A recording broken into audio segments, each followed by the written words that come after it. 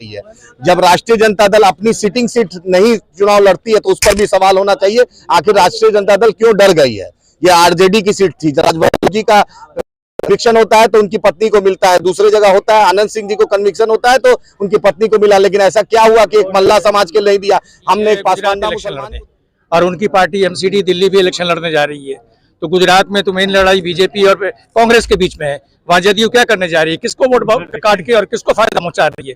तो आज जदयू अगर गुजरात में इलेक्शन लड़ती है तो बीजेपी को फायदा पहुंचा रही है। हम भी कह सकते हैं कि वो वोट कटवाएं।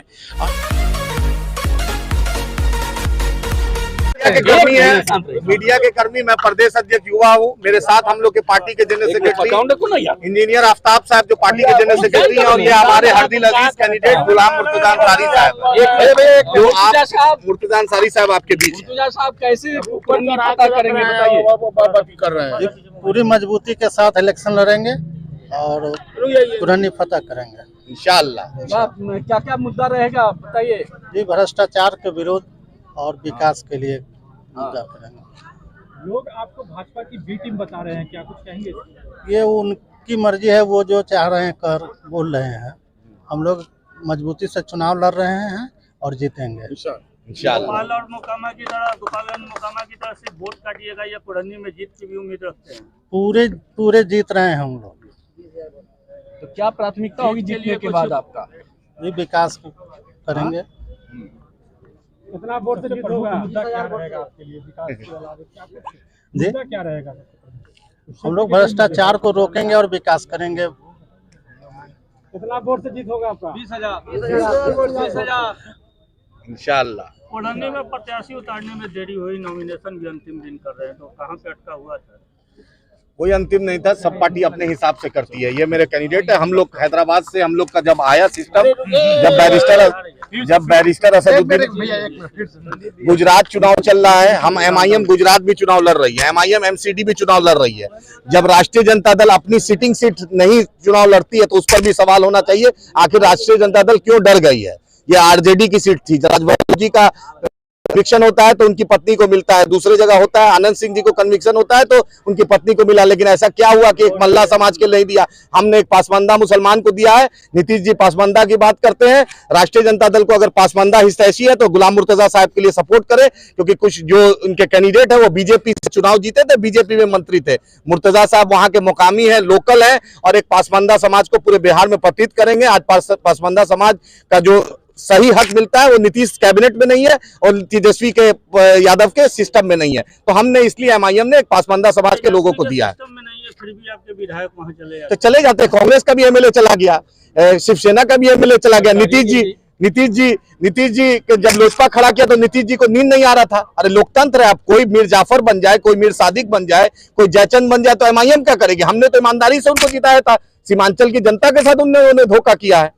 हमारे पार्टी के जनरल सेक्रेटरी हैं इंजीनियर जो ऑर्गेनाइजेशन के इंचार्ज, सर इस पर बोले। मैं युवा प्रदेश अध्यक्ष नाम क्या हुआ? आदिल हसन एडवोकेट। देखिए, ये बार बार सवाल किया जाता है कि हम इलेक्शन लड़कर बीजेपी को फायदा पहुंचाते हैं। ये बार बार सवाल किया जाता है कि हम बीजेपी को लड़कर हम बीजेपी को फायदा पहुंचा रहे हैं। तो मेरा एक प्रश्न ये है कि नीतीश जी की पार्टी जदयू जा रही है गुजरात इलेक्शन लड़ने और उनकी पार्टी एमसीडी दिल्ली भी इलेक्शन लड़ने जा रही है, तो गुजरात में तो मेन लड़ाई बीजेपी और कांग्रेस के बीच में है। वहाँ जदयू क्या करने जा रही है, किसको वोट काट के और किसको फायदा पहुंचा रही है। तो आज जदयू अगर गुजरात में इलेक्शन लड़ती है तो बीजेपी को फायदा पहुंचा रही है। हम भी कह सकते हैं कि वो वोट कटवाएं। आज दिल्ली में वो इलेक्शन लड़ने जा रहे हैं तो हम कह सकते हैं कि जदयू वाले भी वोट कटवाएं, इसलिए कि वो आम आदमी पार्टी को नुकसान पहुंचाने के लिए जा रहे हैं। तो ये बात बेतुकी बात है कि बार बार ये एमआईएम की बात की जाती है। एमआईएम की वजह से जो है बीजेपी, हम अपनी लड़ाई लड़ते हैं, अपनी ताकत लड़ते हैं। और दूसरी बात हमें बोल दे, एमआईएम कोई छोटी मोटी पार्टी नहीं है, एमआईएम ऑल इंडिया पार्टी है। एमआईएम इस देश के 15 राज्यों में इलेक्शन लड़ती है। मैं पूछना चाहता हूं कि जदयू और राजद कितने राज्यों में इलेक्शन लड़ती है? 1 राज्यों में या 2 राज्यों में, ज्यादा से ज्यादा 3 राज्यों में इलेक्शन लड़ती है। तो ये बड़ी पार्टी कौन हुई? आपके मेंबर हो सकते हैं कि बिहार में आपके मेंबर ज्यादा असेंबली में हो, लेकिन हमारी पार्टी आपसे बड़ी पार्टी है, हमारा विस्तार ज्यादा है, हम सारे बड़े आयाम में बड़े क्षेत्रों में इलेक्शन लड़ते हैं। इसलिए हम किसी के गुलाम भी नहीं है, हम किसी के बंधुआ मजदूर नहीं है कि कल ये कहते हैं कि हम जो है से वो आप राजद को वोट दे दीजिए या कांग्रेस को दे दीजिए। या जदयू को, हम अपनी क़यादत को खड़ा करना चाहते हैं, अपनी लीडरशिप को खड़ा करना चाहते हैं, अपने को मजबूत करना चाहते हैं और कुछ नहीं। बस हमारी लड़ाई हमारी है, हमारी अपनी पार्टी है, हमारा अपना झंडा है और हमारी जो है से वो मेहनत है हमारी। इसलिए इस मामले में कोई कंप्रोमाइज नहीं है और किसी की हम ABCD नहीं है। AIM पार्टी जिंदाबाद, अंसारी जिंदाबाद। जी क्या बढ़नी में अपना सामना किससे मानते हैं आप जेडीयू किससे लड़ाई? हमारी बात है, हमारी लड़ाई जो है वो जदयू के कैंडिडेट गठबंधन के कैंडिडेट और BJP के साथ है।